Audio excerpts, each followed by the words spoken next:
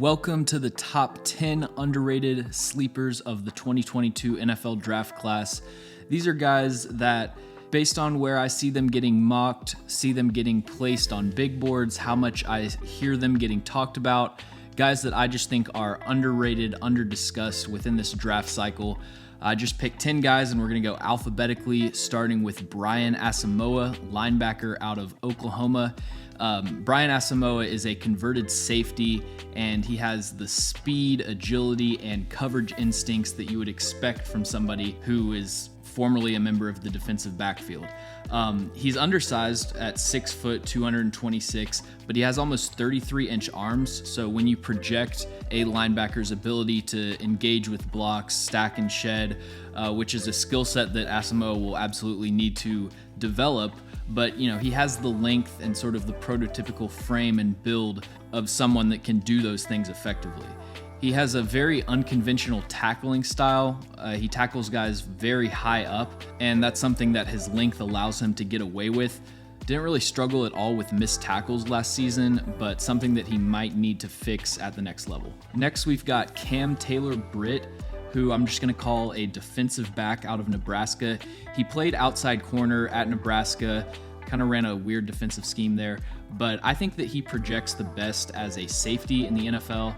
He defends the run like a linebacker. He's got excellent pursuit, stack and shed ability, great speed and acceleration, motor, very involved in the run game. And that experience as an outside corner will be valuable if he goes to a defensive scheme that runs a lot of quarters and a lot of too-high stuff. He's not a very reliable tackler in the open field, and he's a little bit susceptible to double moves. I think he'll definitely need to improve his zone coverage instincts at the next level. But when you look at the athletic traits of somebody with solid length, 4.38 40-yard dash, really good times in the 3-cone and the 20-yard shuttle, I think that Taylor Britt can be a sort of versatile chess piece of a defensive back. Next up, we've got Damian Mathis, cornerback out of Pittsburgh. And this guy is a physical press man corner. He's somebody that gets beat a lot, but also has a lot of ball production. He's an explosive linear athlete, 4.39 40, 43.5-inch vert, which is 98th percentile among cornerbacks. He plays with a very high level of confidence, natural ball skills. He's a physical contributor in the run game, very secure tackler after the catch. He does kind of lack discipline at the catch point. He had 9 penalties in 2021. He was injured in 2020, and then he had 8 penalties in 2019. And the injuries are a somewhat major concern with Damian Mathis, but just the skill set, the athleticism, the natural feel for press man, he's kind of like a budget version of Kaiir Elam. If he's someone that you were targeting in the 1st or 2nd round, miss on him, Damian Mathis is a guy that I think in the 4th and 5th round would be really good value. 4th player that we're going to talk about is Derek DC Jr. I'm not sure if that's the correct pronunciation. I'm sure he gets a lot of D's nuts jokes, but he's a tight end out of San Jose State. The way that we talked about Damian Mathis kind of being a budget Kaiir Elam, Derek DC Jr. is kind of like a budget Jelani Woods. He's got this basketball frame, really good speed, but he's a little bit stiff in his lateral movement, good ball skills, kind of just an athletic project, flyer tight end pick on day 3. At number 5, I went with Doug Kramer, center out of Illinois. This guy ran a 4.83 40, which is 99th percentile for interior offensive line, 30-inch vert, 109 broad jump. Those are 76th and 88th percentile.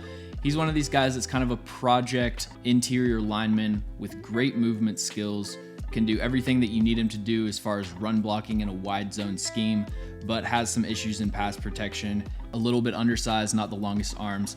So this is, to me, just another late round flyer with great athletic traits, probably not going to be a plus contributor in year 1. My 6th player is Joshua Azidu, and this is someone that I think I'm higher on relative to consensus than any other player in this class. He played left tackle and left guard for UNC, did both pretty well.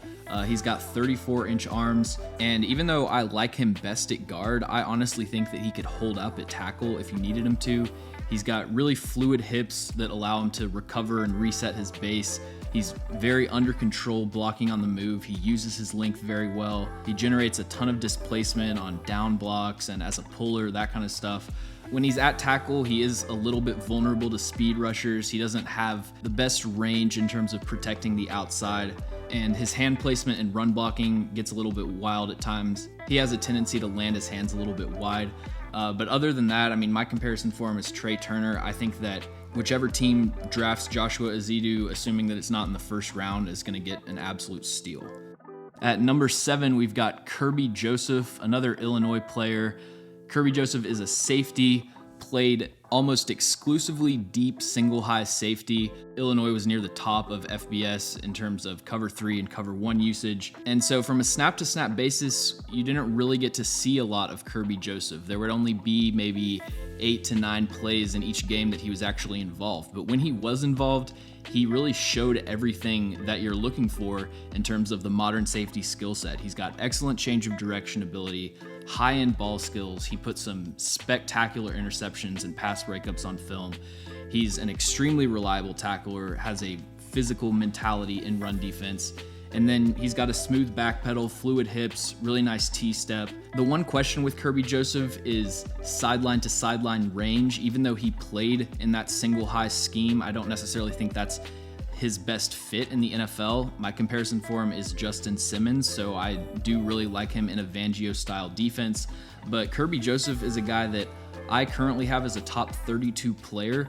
When I look at somebody that has that kind of production, has the 33-inch arms, has a 38.5-inch vert, I think he's a really high-end safety prospect. The 8th player is going to be Luke Godek out of Central Michigan. He played right tackle for CMU. The left tackle, Bernard Raymond, is getting a lot more buzz, but I was actually more impressed with Luke Godek's tape. Bernard Raymond is a far superior athlete, so he's going to get drafted more highly, but Luke Godek's hand placement and run blocking is so consistent. He's always got his elbows tight, hands under the armpits.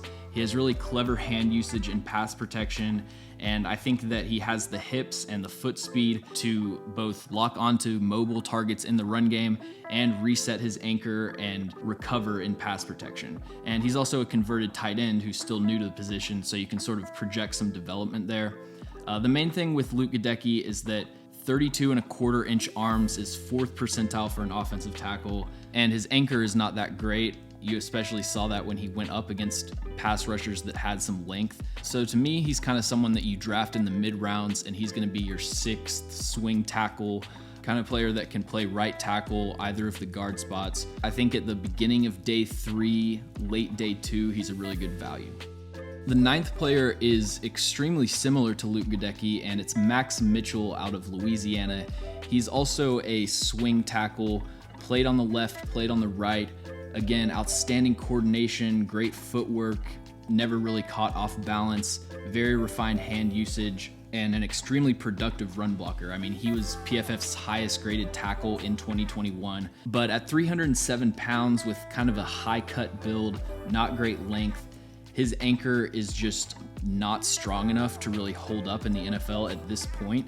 And you combine that with the fact that he played against a low level of competition, looked pretty bad at the Senior Bowl, and even against that lower level of competition, there were times that he would get pushed back even when his technique was perfect. So I don't really think there's a ton of upside with Max Mitchell, but similar to Luke Godek, I think he's someone you could draft mid to late rounds and just get like a serviceable offensive lineman.